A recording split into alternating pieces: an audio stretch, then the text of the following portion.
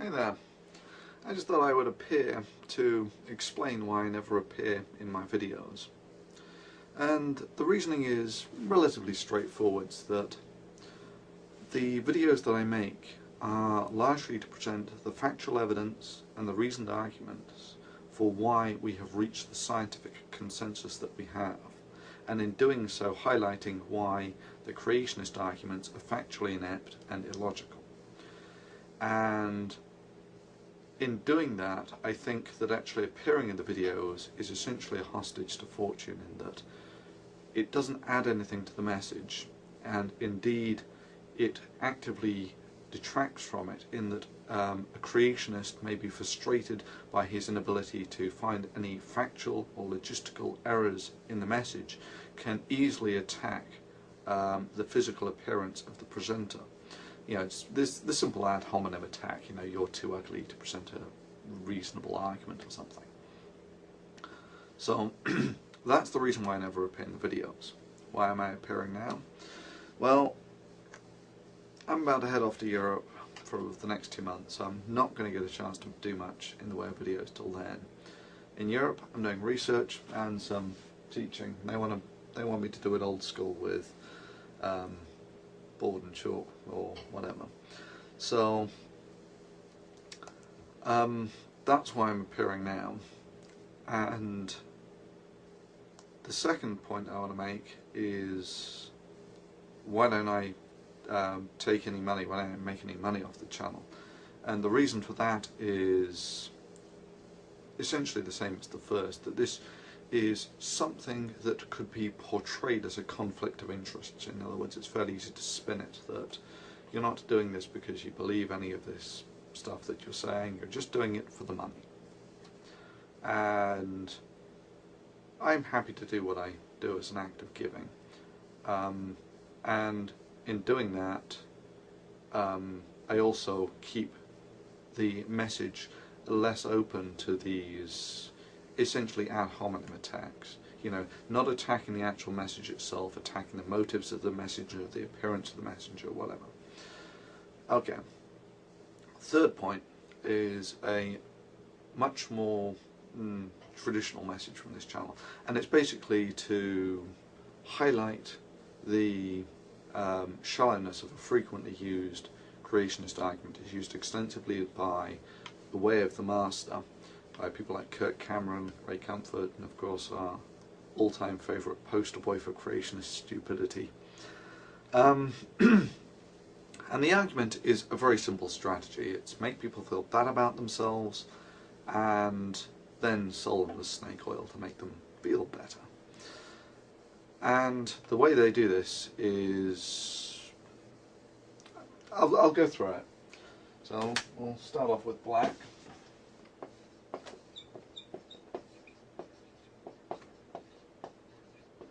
So you make your assumptions. Your assumptions are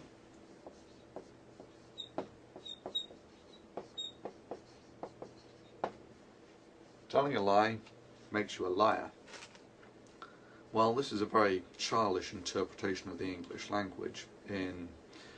So they'll go through several of these. You know, have you ever told a lie, that makes you a liar.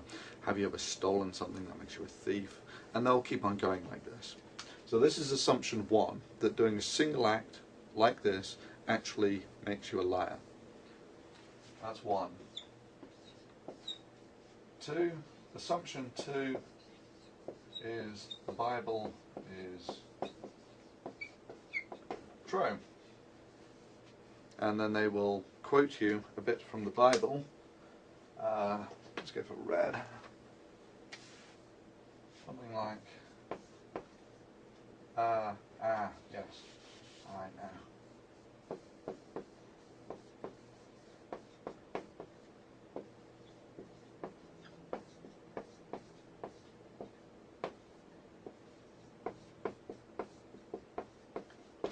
There you go. They'll tell you something like, you can't read that, but it says there are none good but God.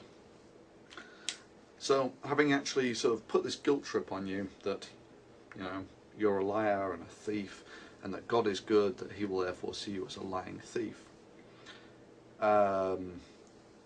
and that's how they, you know, sell their cure, that God will see you as a lying thief and therefore you've got to do what our religion says, or I don't know, believe in Jesus or whatever they're selling. Let's shift this up in fact.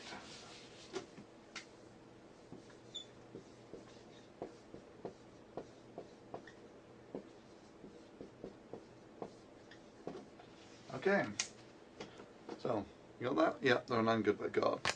Okay, so it is always most amusing to hoist these people on their own petard.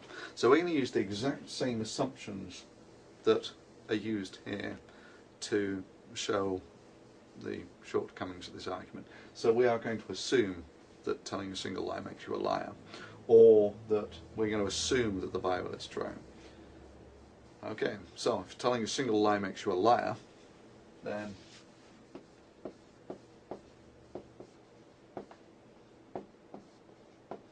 doing a single act of good makes you good.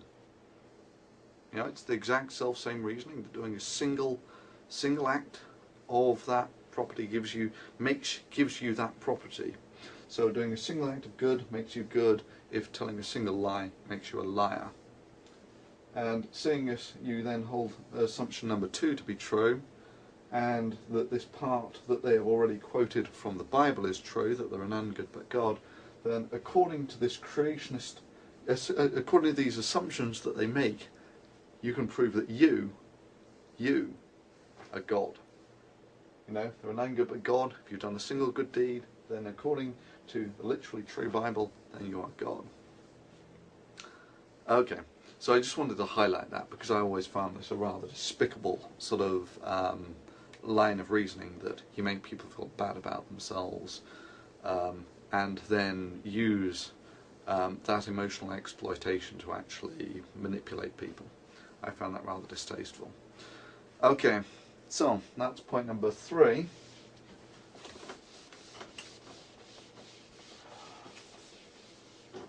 Point number 4, there is an election coming up, as many of you will know, in America. And there are 2 candidates.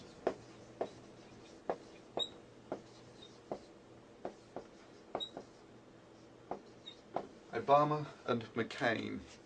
Both of these people have YouTube accounts. And Obama has about 100,000 subscribers. McCain has about 20,000 subscribers. So McCain has 1/5 of the number of subscribers of Obama.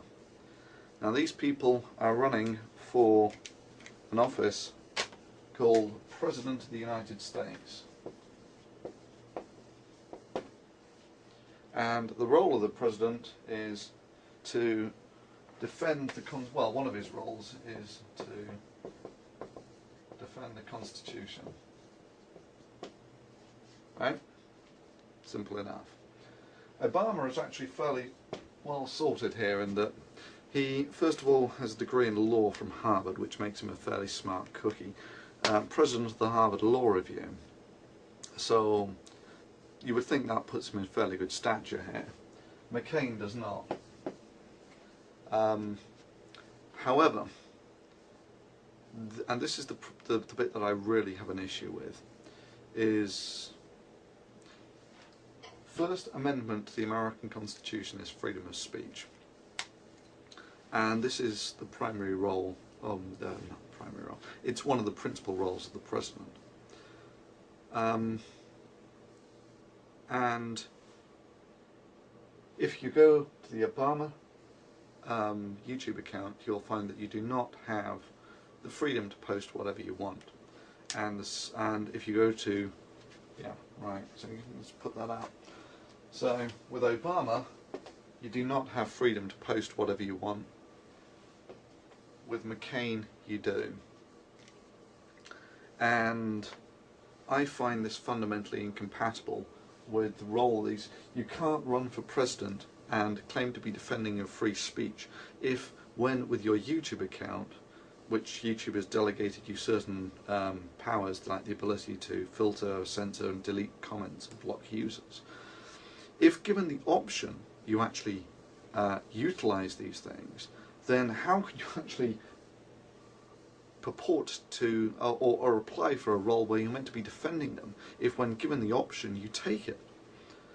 Now I know full well that this is not Obama doing this. This is someone in his staff who is running the account, but it is still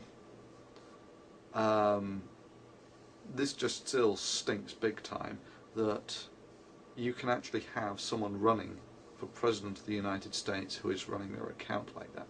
This, especially when they have a factor of 5 advantage in, you know, I mean, looked at in terms of US statistics, these guys have got it wrapped up. Right, so I'm going to be out of town for about 2 months. I'll be around for the next few days. I'll probably get to sign in when I'm in Europe, but I doubt that I'll have a chance to actually do much in the way of making videos. So, until then, take care.